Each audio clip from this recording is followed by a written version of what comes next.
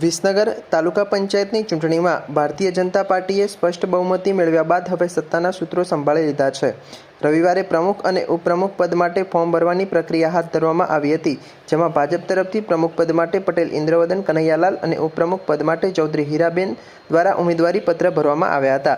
આજે વિસનગર પ્રાંત અધિકારી વિકાસ રાતડાની અધ્યક્ષતામાં પ્રમુખ અને ઉપપ્રમુખની ચૂંટણી પ્રક્રિયા યોજાઈ હતી, જેમાં નિયત સમય મર્યાદામાં પ્રમુખ અને ઉપપ્રમુખ બંને પદ માટે માત્ર એક જ ફોર્મ આવતા ચૂંટણી અધિકારી દ્વારા બંને ઉમેદવારોને સત્તાવાર રીતે બિનહરીફ વિજેતા જાહેર કરવામાં આવ્યા હતા।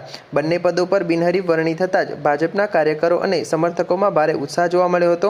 પરિસરમાં ઉપસ્થિત આગેવાનોએ નવનિયુક્ત પ્રમુખ ઉપપ્રમુખને પુષ્પગુચ્છ આપી હાર પહેરાવી તેમજ મીઠાઈ ખવડાવીને જીતની ભવ્ય ઉજવણી કરી હતી। જોકે તાલુકા પંચાયતના પ્રમુખ તરીકે બિનહરીફ ચૂંટાયેલા પટેલ ઇન્દ્રવદન કનૈયાલાલ વ્યવસાયી શિક્ષક છે। તેમની પસંદગી પાછળ તેમનો બહોળો વહીવટી અનુભવ પણ જવાબદાર છે। ભારત દેશના વડાપ્રધાન નરેન્દ્રભાઈ મોદીના નેતૃત્વમાં જ્યારે ભારતનો ખૂબ જ ઝડપથી સારો એવો વિકાસ થઈ રહ્યો છે, અગાઉ જે સ્થાનિક સ્વરાજ્યની ચૂંટણીઓ તાલુકા પંચાયત, જિલ્લા પંચાયત, નગરપાલિકા અને મહાનગરપાલિકાની જે ચૂંટણી યોજાઈ, સમગ્ર ગુજરાતની અંદર ભાજપે જ્યારે બહુમતી મેળવી છે, વિસનગરની અંદર પણ 24 સીટમાંથી 21 સીટ ભાજપે કબજે કરી છે। આજ 25/5/2026ના રોજ જ્યારે તાલુકા પંચાયતના પ્રમુખની વરણી જ્યારે કરવામાં આવનાર હતી, ત્યારે તાલુકા પંચાયતની અંદર એક પ્રમુખ તરીકે એટલે કે મારું ઇન્દ્રવદન કનૈયાલાલનું ફોર્મ એક જ ફોર્મ ભરાયું હતું અને સર્વાનુમતે બીજું કોઈ ફોર્મ ન ભરવાને કારણે બિનહરીફ પ્રમુખ તરીકે જાહેર કરવામાં આવ્યા છે। ઉપપ્રમુખ તરીકે શું નામ?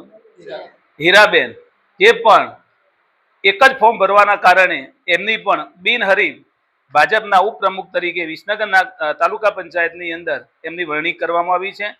ભાજપે જે અમારા બંને પ્રમુખ અને ઉપપ્રમુખનો જે મેન્ડેટ આપ્યો એ બદલ ભારતીય જનતા પાર્ટીનો ખૂબ ખૂબ આભાર માનીએ છીએ ને આભાર માનીએ છીએ। જી, આપ વ્યવસાય શિક્ષક પણ છો અને સાથે પ્રમુખ પદનો તમને ભાર પણ એક મળે છે, તો આપ કેવી રીતે બંને મેનેજ કરશો? વ્યવસાય શિક્ષક છું। અગાઉ પણ 5 વર્ષ મેં તાલુકા પંચાયતની અંદર ડેલિગેટ તરીકે કામ કરેલું છે।